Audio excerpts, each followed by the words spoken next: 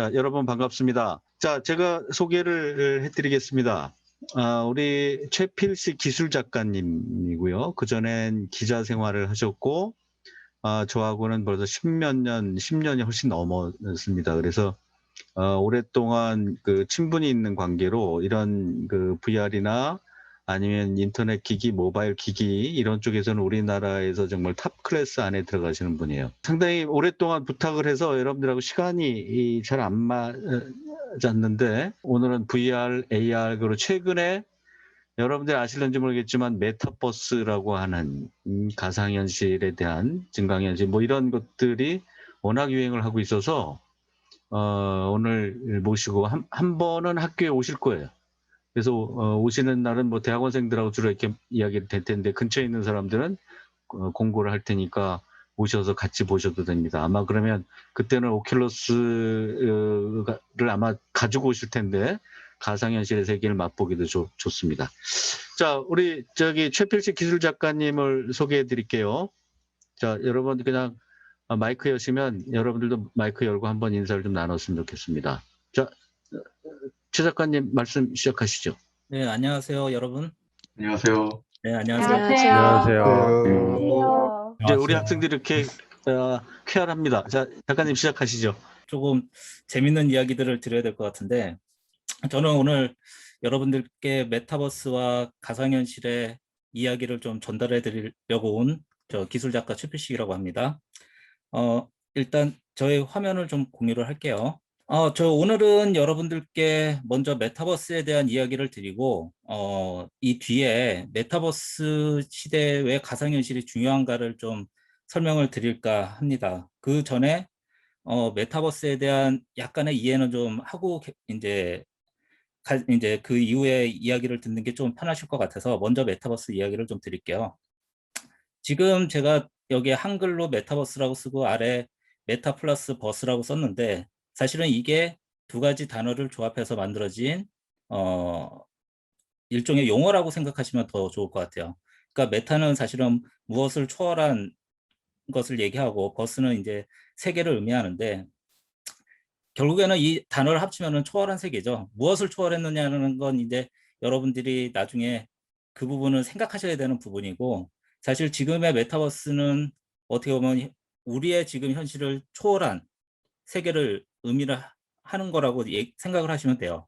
근데 사실 메타버스를 이야기할 때 한 가지 문제가 뭐냐면 많은 분들이 메타버스를 기술 관점으로 이야기를 하세요. 근데 사실은 메타버스는 기술이 아니라 일종의 철학이기도 하고 어떻게 보면 일종의 미래에 우리가 접하게 될 새로운 인터넷의 어떤 형태라고 볼 수도 있어요. 그러니까 이거를 사실 그냥 단순히 기술 관점에서 뭔가를 설명할 거다라고 지금 사실은 기대를 하고 오셨으면 약간은 좀 다른 내용이 여러분들한테 전해질 수도 있어요. 그 메타버스라는 말을 처음 쓰게 된 건 이 스노우 크래시라는 소설이었는데 이 소설이 나온 게 1990년대 초반이었으니까 지금 한 30년 전에 나왔던 용어거든요. 근데 이 30년 전에 나왔던 이 용어가 지금에 와서 어떻게 보면 우리 미래의 어떤 그 새로운 인터넷이라든가 새로운 세계에 대한 이야기를 한다는 게 굉장히 놀라운 부분이기도 하죠. 근데 사실은 이 스노우 크래시에 나왔던 메타버스를 이제 메타버스가 그때 나왔다라는 걸 얘기를 많이 하면서도 중요한 거는 이 스노우 크래시에 대한 이야기를 거의 하지 않아요.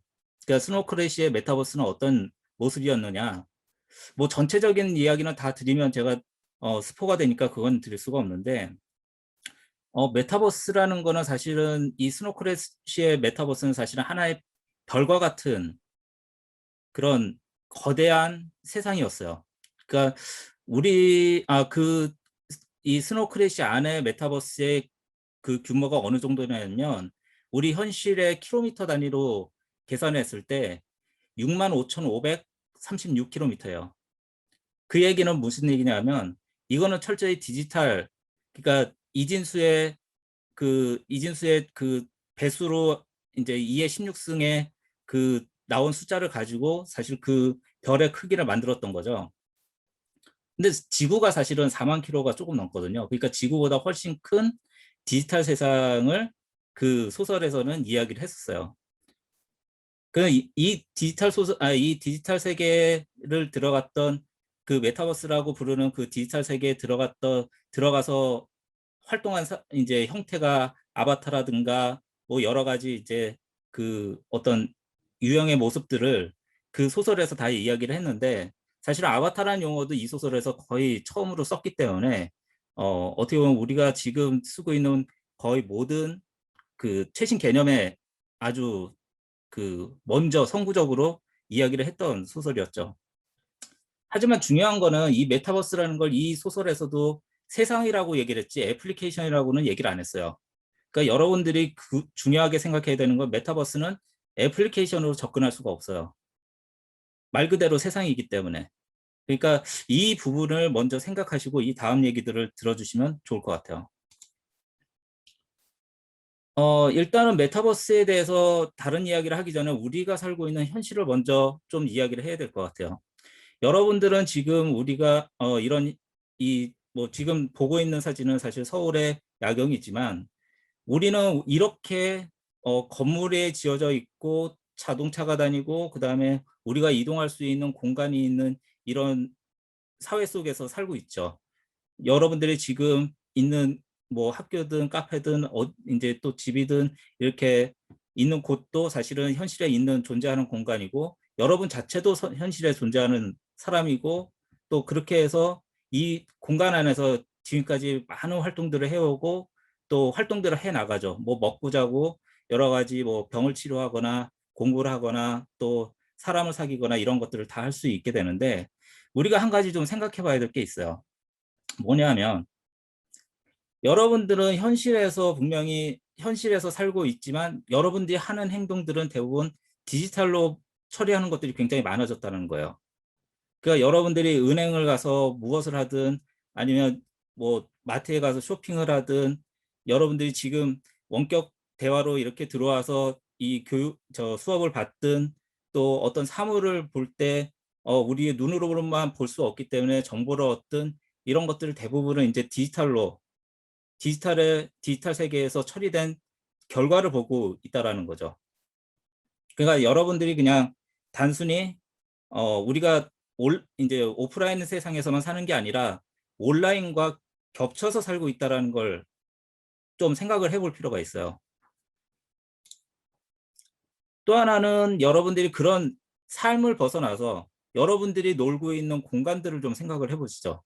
여러분들은 이미 3D 게임에서 굉장히 많은 게임들을 즐기고 있고 3D로 만들어진 어떤 세계에 들어가서 활동들을 굉장히 많이 하고 있을 거예요. 그러니까 단순히 우리는 우리의 몸은 분명히 현실에 있지만 우리가 즐기고 있는 모든 거의 대부분의 디지털과 유의라고 할 수 있는 모든 것 여러 가지에 대해서 여러분들이 단순히 그냥 화면으로 보는 게 아니라 좀 더 공간에 들어가 3D로 만들어진 공간에서 여러분들이 이미 적응이 돼 있고 거기서 활동을 하고 있다라는 거예요. 그래서 그 활동의 공간에 보면 여러분들은 지금 여러분의 모습을 대신하는 아바타들을 이렇게 하나씩 만들고 있을 거예요.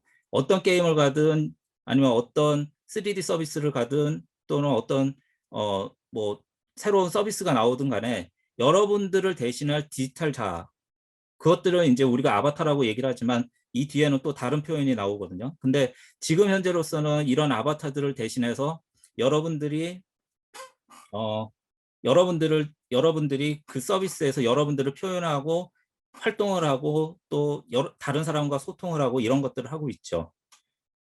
그러니까 결과적으로는 이 모든 것들을 합쳤을 때 굉장히 많은 것들이 달라지고 변화됐다라고 얘기를 하지만 실제적으로 여러분들은 그냥 그것에 다 적응이 돼 있는 분들이에요.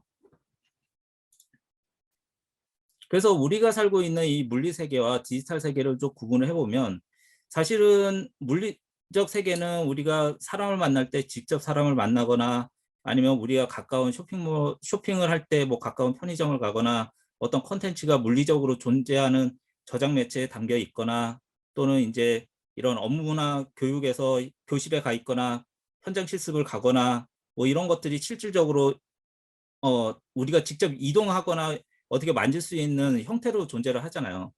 근데 여러분들은 이미 그런 것이 아니더라도 디지털 세계에서 디지털 세계를 통해서 거의 같은 형태는 아니지만 같은 행동들을 하고 있어요. 그러니까 뭐 소통을 하는데 굳이 만나지 않더라도 우리가 지금 이렇게 줌 수업을 하고 있는 것처럼 비대면 수업을 하고 있고, 쇼핑은 여러분이 모바일을 통해서 온라인이나 그 모바일 쇼핑을 하고 있고, 콘텐츠는 뭐 여러분들이 굳이 그 콘텐츠를 사지 않아도 영화라든가 음악이라든가 대부분 스트리밍으로 즐기고 있잖아요. 또 업무나 교육도 이렇게 가상 수업이나 가상 교실로 받고 있고, 뭐 놀이터를 가지 않아도 이제 뭐 3D 게임이나 디지털 컨텐츠를 즐길 수 있는 이런 형태가 다 돼 있는데, 이런 세상에서 이렇게 여러분들은 두 가지를 다 경험을 하고 있으면서 이제 어느 한쪽만 선택을 할 수 없는, 그러니까 앞으로는 이렇게 어느 한쪽이 선택하는 게 아니라 이제 양쪽을 다 아울러서 통합돼가는 세상으로 점점 발전이 돼갈 수밖에 없어요. 근데 이런 세상이 발전되는 배경에는 사실은 엄청나게 많은 데이터가 있기 때문이죠. 그러니까 이미 지금 보고 있는 화면은 사실은 4차 산업혁명에 필요한 그 데이터를 기반으로 한 산업들을 쭉 나열을 해놓은 건데, 사실은 이거 이상으로도 지금은 데이터를 가지고 굉장히 많은 것들을 만들어내고 있어요. 앞서 이제 물리적 현실과 디지털 세계의 그런 구분을 만들어 놨던 거는 뭐 예를 들면 지금 어떻게 보면 대형 병원에 가면 여러분들의 몸을 스캔해서 그 데이터를 아주 정교하게 만들고 그 안에 어떤 질병이라든가 이런 게 있는지 없는지 분석하는 기계들도 전부 다 디지털로 작업을 하고 있는데, 그거보다 더 이제 단순하게 보면 여러분들이 차고 있는 스마트워치나 스마트밴드, 이런 작은 장치만으로도 여러분들의 몸이 분석이 되고 여러분들의 몸과 관련된 데이터가 계속 쌓이고 있다는 거죠. 그러면 이런 데이터를 계속 쌓아 나가면서 우리는 이제 나의 몸에 대한 어떤 데이터를 가지고 그 다음에 무엇을 할 것인가를 고민을 하게 되잖아요. 그래서 이렇게 많이 쌓인 데이터를 과거에는 한때 빅데이터라고 불렀죠. 그러니까 빅데이터를 모으다 보니 이 빅데이터 안에서 유의미한 결과를 뽑아내고, 그 유의미한 결과를 뽑아내면서 사람들한테 어떤 서비스를 제공할 것인가라는 걸 계속 얘기를 했는데, 근데 곰곰이 생각해 보면은 데이터는 우리가 뭘 처리한다고 해서 멈추는 게 아니라 더 늘어나고 있죠. 이제는 인간이 매일 프로그램을 짜도 어떤 유형의 데이터가 들어올 때 그걸 다 처리할 수 없는 수준까지 올라왔어요. 그래서 나온 게 사실은 AI인 거예요. 그러니까 여러분들이 이 지구에 있는 모든 인류가 데이터를 처리하기 위한 프로그래밍은 매일 짜도 처리할 수 없기 때문에 이제는 그거를 좀 자동적으로 처리할 수 있는 프로그램을 짜는 게 바로 AI가 하는 일이에요. 그러니까 AI가 학습이 된 이후에는 AI가 스스로 거의 뭐 프로그래밍을 한다라고 얘기를 할 수는 없지만 이미 그 학습된 이해를 바탕으로 데이터를 처리하기 때문에 더 이상 사람은 그거와 관련된 데이터를 더 이상 처리할 필요가 없는 거죠. 그런데 이렇게 AI가 처리한 데이터의 이제 상당수는 대체적으로 우리가 어떤 유의미한 데이터를 뽑아내는 것으로만 생각하는 분들이 있는데, 그게 아니라 AI가 처리한 데이터 중에 일부는 이제 우리의 세계를 만드는데 쓰이고 있어요. 그러니까 단순히 어떻게 보면은 우리가 센서나 이런 것들, 여러 센서나 이런 것들을 이용해서 데이터를 받더라도 그 받은 데이터가 어떤 유형인가에 따라서, 예를 들면 뭐 우리가 카메라를 이용해서 어떤 자동차나 사람을 이렇게 찍었을 때 그 데이터를 가지고 3D 모델을 만든다든가, 아니면은 또 새로운 어떤 모델을 만든다든가, 이런 것들을 계속 해나갈 수 있죠. 이런 거는 예전 같으면은 사람이 일일이 프로그래밍을 짜거나 아니면 여러분들이 PC에서 집에서 고성능 PC로 뭐 작업을 한다든가 이렇게 해서 했던 건데, 지금은 사진만 찍어도 그런 것들이 만들어질 수 있는 세상이 온 거죠. 그러면은 이런 세상이 그냥 단순히 어떤 특정 모델을 만드는 거에서 끝나는가? 그렇지는 않다라는 거예요. 지금 이 화면에서처럼 AI가 우리가 원하는 어떤 모델을 줬을 때 그거와 관련된 세상을 만들 수도 있다라는 얘기죠.